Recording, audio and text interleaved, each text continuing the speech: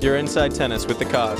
Well, Steve Flink, yesterday you gave us, journalists, the media, a vicarious gift, a celebration, a pre-celebration, not for the induction, but for the nomination. We're excited. Your colleagues just couldn't stop. Emails coming in, texts coming in. Share a bit of the early thrill that's there for just being nominated. Well, especially seeing the official release and having my name in there with Andy Roddick and Kim Clijsters and Vic Braden and the wheelchair tennis player. I mean, it's the honor sinks in. The honor sinks in just to be nominated. If I'm fortunate enough to actually get in, that's and even obviously even more gratifying. But just to be on the ballot to me is very humbling. You like it?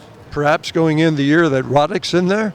I wouldn't mind that at all. I mean, I covered his whole career, and I watched him win this U.S. Open here in 2003 when he saved a match point in the semifinals against David Nalbandian and went on to beat Juan Carlos Ferrero in the final. And I saw him play that epic Wimbledon final with Federer in 2009 that he lost 16-14 in the fifth. So I admired Roddick's spunk and his competitiveness, and of course Kim Clijsters as well. I thought she was very classy, and her comeback as a mother and coming back to win the U.S. Open as a mother, that was pretty remarkable as well. Indeed.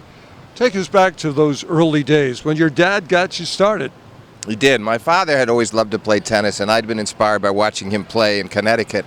I'd count how many times he could snap his wrist and hit an overhead over the back fence. You know, wow. In other words, it would land just beyond the service line, and he had so much bite on it that it would bound right over the back fence. I'd be watching, and my friends and I would say, that's two. Then later in the match, that's 5. And it inspired me a lot to play. And then later, he took me out to Wimbledon when I was 12, and I became hooked on the game. And luckily for me, I've been able to stay with it ever since. You know Chris Evert as well as anybody, a family member you have become. What did you enjoy most about exposing her to the tennis world? Well, what I enjoyed most about Chris Evert was that I was here at the U.S. Open in '71 when she made her great run as a 16-year-old all the way to the semifinals, losing to Billie Jean King, but winning some tremendous 3-setters along the way, saving 6 match points against Marianne Eisel, and then defeating Francois Durand, Leslie Hunt, who were really wily veterans. And just following her all the way through her career from there, getting to know her well as a journalist and sort of becoming her Boswell of sorts. And I just feel like she's been, Ted Tinling had it right, she's probably the most gracious champion we've ever had. She knew how to win, and more importantly, she knew how to lose. When it becomes official, you'll be joining Bud Collins, who paved the way. Share the feelings you've always had for Bud and the relationship that you had together.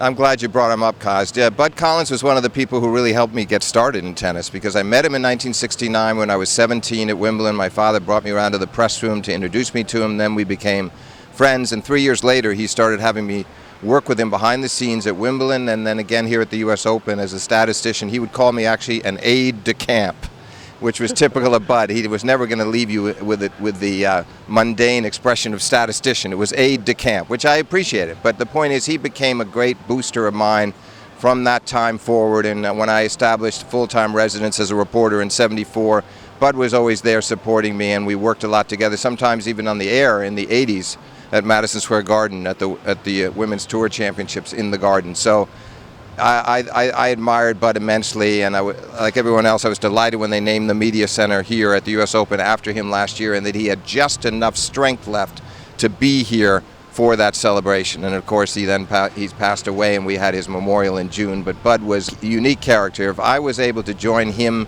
at the International Tennis Hall of Fame as an inductee, I would be deeply honored. He's going to be very proud of you. We all are going to be very proud of you.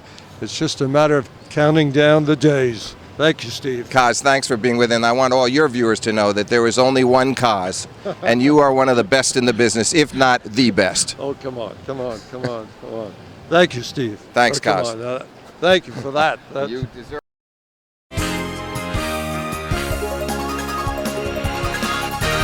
I'm Mike. I'm Bob. You're Inside Tennis with the Cause.